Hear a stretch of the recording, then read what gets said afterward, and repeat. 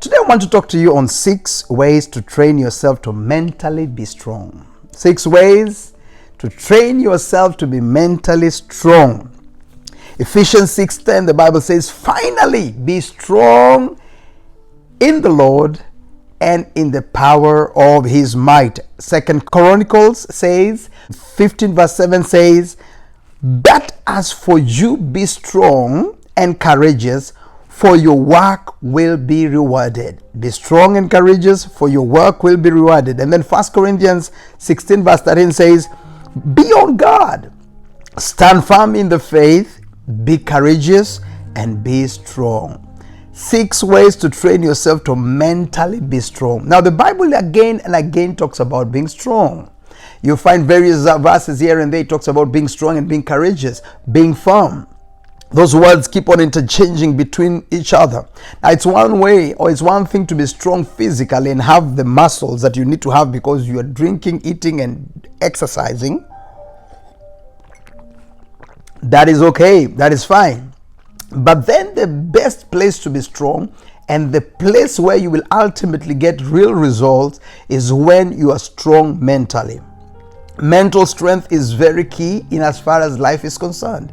If you want to develop yourself in any way, in terms of finances, in terms of spirituality, in terms of your emotions, in terms of your health, there is need to be strong mentally. And therefore today I want to talk to you on 6 ways that you can train yourself to be mentally strong. So what is the first way you can train yourself on? The first way is you must practice something I call mindfulness. You must practice mindfulness. Now, what is practicing mindfulness, or what does that actually mean? Practicing mindfulness basically means being aware of your present moment, being aware of what is going on in as far as your life is concerned right now. Now, it's amazing. There are people who decide to shelve issues in life. I don't know why. There are people who decide to take issues and matters in their lives and they put them under a carpet or put them under a rug and assume those things are not actually there. But listen to me, for you to actually be able to train yourself mentally so that you can develop mental strength, the first thing is that you must practice mindfulness. You must be aware of your present moment. Be aware of what is going on in as far as your life is concerned. Be aware of where you are at in as far as life is concerned. Part of the reason why it's important to be aware is because it helps you to stop fantasizing and to stop living a life that you are not in at the moment. Now, I know when we talk about faith, faith is when we start believing God for particular things. Faith is when we start believing of being something that we are yet not yet or yet to be. But that does not mean being ignorant of your current position or situation. Part of the reason why I say that is because when you're aware of your current situation, for example, if you're aware of your financial status in terms of your job and your salary, you will not go out and start spending more money than you are actually earning.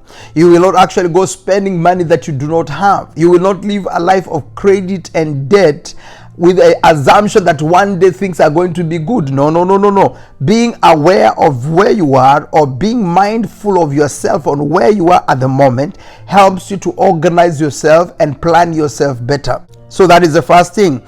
The second thing is that, and this is so powerful, is that you must embrace self-compassion.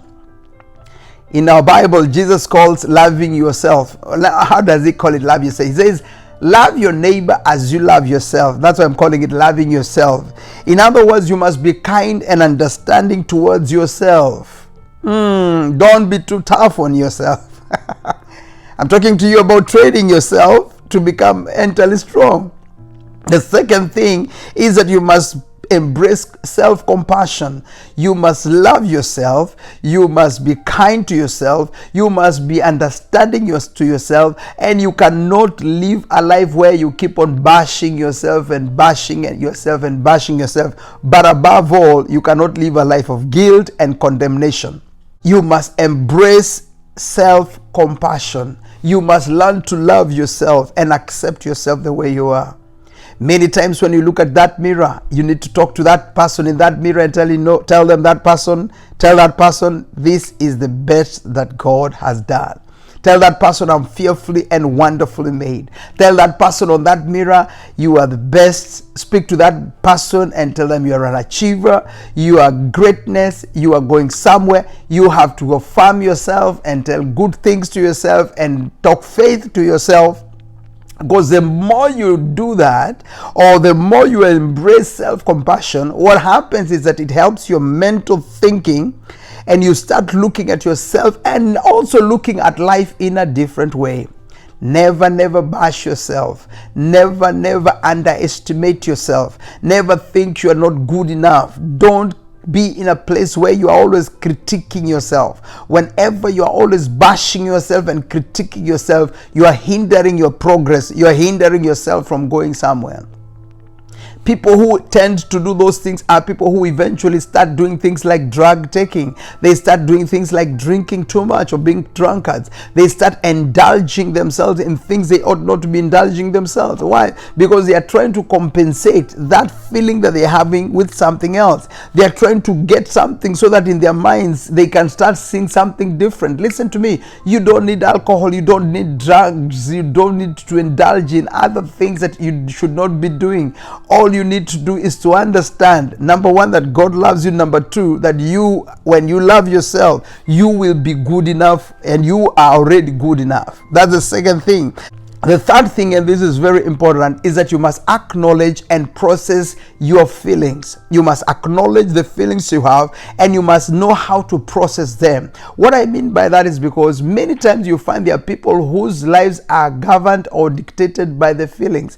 There are people who will do everything they're doing through the feelings. And because of their feelings, you find sometimes they become very emotional. Sometimes they become very moody. Sometimes they have such bad attitudes. Sometimes they have such bad ways of looking at life and seeing life. Why? Because they have not acknowledged who they are. You have to acknowledge the feelings you have at a particular time, and when you have those feelings, process them, work on them, and then move on where there is need to move on. Don't dwell on things that have been there long. Don't do that. You have to know how to rise up from things and move on. Don't allow your feelings to drive you. Don't allow your feelings to dictate where you're going. You're training your mind. You're telling your mind, listen to me. I am feeling this way at this moment, but I'm not going to allow these feelings to keep me like this. At times you wake up in the morning and you're feeling bad. You're feeling, I don't know, some funny feelings, or you're feeling angry, or you're feeling moody, or you're feeling what? You need to speak back immediately to yourself. Because the moment you start feeling, that is when you engage your brain and tell your brain, listen, this feeling is not supposed to be here right now. When things have gone wrong, don't dwell on those wrong things for too long. There are times you must arise and say, you know what? It is time to move on. I've learned from my own personal experience, and especially when I had losses in my life. I've lost people who are very close to me, family members and people who are very close to me through death. But listen to me, after they die, you will have moments of mourning, of course. But then after those moments of mourning, you must rise up, shake yourself, and move on. Why? Because life has to go on.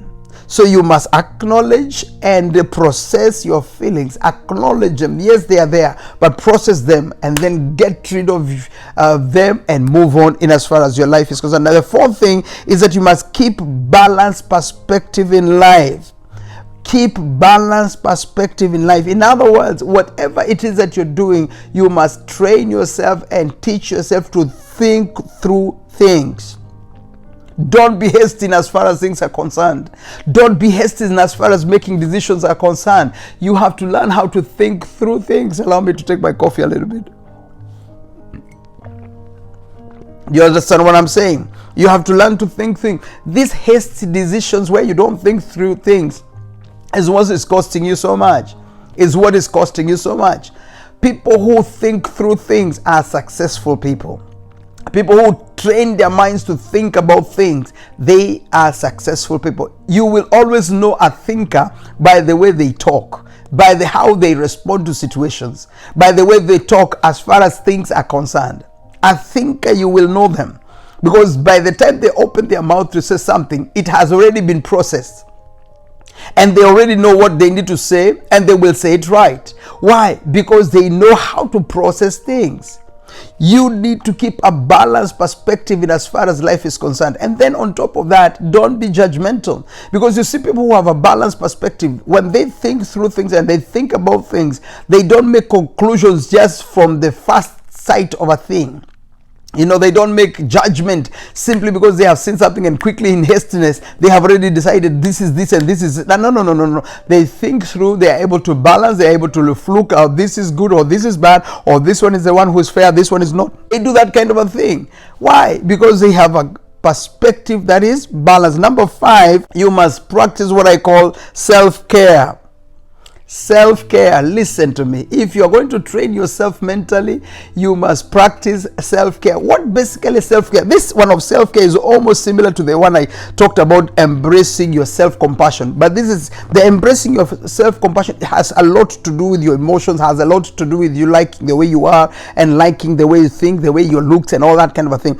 But when we talk about practicing self-care, it basically means being in a place where you're conscious about your health, you're conscious about what you're eating, you're conscious about if you're taking medications or you're using supplements, you're conscious about all those things. You are literally taking care of your entire body. Because when you take care of yourself, what happens is that mentally you become stronger, you become more clearer, you become the growth of your mind helps you to move on in as far as life with more confidence and with more ability to do things that you cannot imagine or think about. So you have to care for yourself, care for your looks, care for your dressing. There's a friend of mine who keeps on telling me, listen, if there's something you must do, especially because you're a public figure, is to ensure that your looks are good when you're in front of the camera. And I say, yeah, okay. Or in front of people when I'm preaching or I'm teaching somewhere and training somewhere, you have to have a presentation that talks about who you are. Because how you look also gives you some kind of self-esteem. You understand what I'm saying? So please, I am here to urge you. You have to practice to do self-care. Take care of yourself. Keep yourself clean. Take your baths and take your for women, do all that you need to do on your faces, and men do all that you need to do. Perfume yourself. What I'm talking about. But just make sure that you're taking care of yourself, because the more you take care of yourself, the more mentally you feel even much better. Did you know that even wearing a new shirt or a new pant or a new dress gives you another feeling? I don't, even when you're an adult, I remember when we were children, when we would be given a new shoe or a new something, you probably not even want to sleep at night because you're looking forward to the morning so that you can be able to use it. But do you know, even adults, we have the same things. Anytime I go and shop for myself and I have new outfits or I have something new or have a new car, I am looking forward to go to that new car. In the morning I feel some sort of pride. I feel it boosts my self-esteem because I know there is something I'm doing that is good that has to do with me. You have to learn to do self-care. Self-care is like self-servicing a car. It's like servicing a car. You have to do it. When you service a car, it performs better. When you do self-care on yourself, I tell you the truth, you do better in as far as your life is concerned. If you look at yourself in the mornings, most of the mornings why are you looking so dull and so off is because you look miserable, because you have woken up, your hair is undone, your eyes are like this, you have things all over you and you are just looking miserable and you feel miserable. But the moment you take a bath and you start dealing with yourself, what happens? There is a light that comes on. We are talking about training your mental capacity, your mentality to be strong. All right. So that's the 5th thing. Then finally, the 6th thing is that you must build meaningful connections and relationships around you.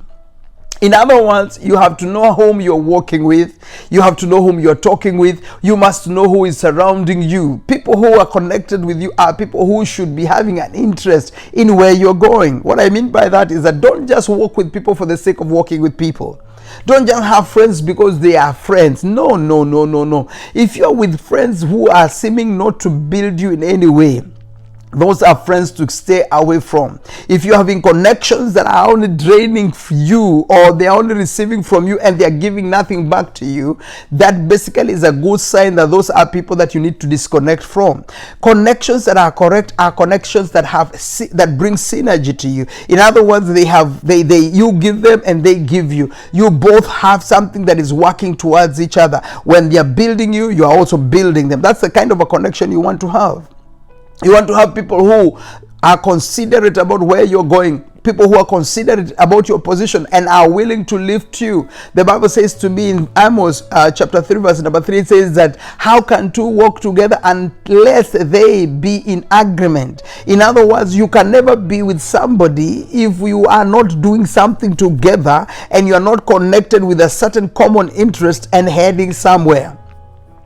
Never be with people who are there just simply to bring gossip to you or to give you tea. Like I hear women say back in my country, I have some tea for you. Yeah, that tea is good. It is very entertaining sometimes. But if that's the only thing they are giving you, tea of gossip, please, those are people you want to refrain from. Those are people who are not going to help you. You need to have people who are telling you, tomorrow we are going to rise up and we are going to do this. And out of what we are doing, we are going to be making this kind of money, or we are going to be developing ourselves this way, or we are going to be learning this, or we are going to be heading in this positive direction, or we are going to be achieving this kind of things. Those are the people who you want to surround yourself with, because the people around you help you train your mental capacity. I have friends in my life who, because of being with them, my way of thinking has changed. I have people, because of them being around me, their way of thinking has changed. I can give you a number of people who tell me, they say, since I connected with you, I have never been the same. My life changed since I started walking with you and talking to you. My life has progressed, has gone higher. Now, when you hear people say that about you, or when you say that about somebody, that basically means those are the right connections, and those are the people that you're supposed to be with. You must train yourself mentally so that you can have a strong mental capacity. People who are strong mentally are achievers in life. People who are strong mentally are people who are going somewhere. You know what? I have to come to an end, and thank you so much for watching to the end. I really do appreciate. And I'm asking those of you who are coming here for the first time, you have not subscribed to this channel, kindly go ahead and do that. And write down on the comment, please let me know you have subscribed. Just write down, subscribe, and then write down and say, I have subscribed. Or tell me your name. If you want to tell me your name, I would really appreciate. But let me know that you have actually subscribed, because I need to connect. I need to know who is part and parcel of this family of ours, so that we can continue doing this in a better way. I really do appreciate you, and my desire for you is that as I keep on teaching and as I keep on training you, your life will change and your life will not be the same. Stay on with me for 6 months, and I promise you, you will not be the same. I love you so much. I appreciate you. I'm here every Monday through to Friday, 9 a.m. Central Standard Time. Be sure to look out for the next video tomorrow. This week, we are dealing with issues to do with strength. I want you to be strong, and I want you to be courageous. God bless you so much, and see you in the next video. Bye-bye.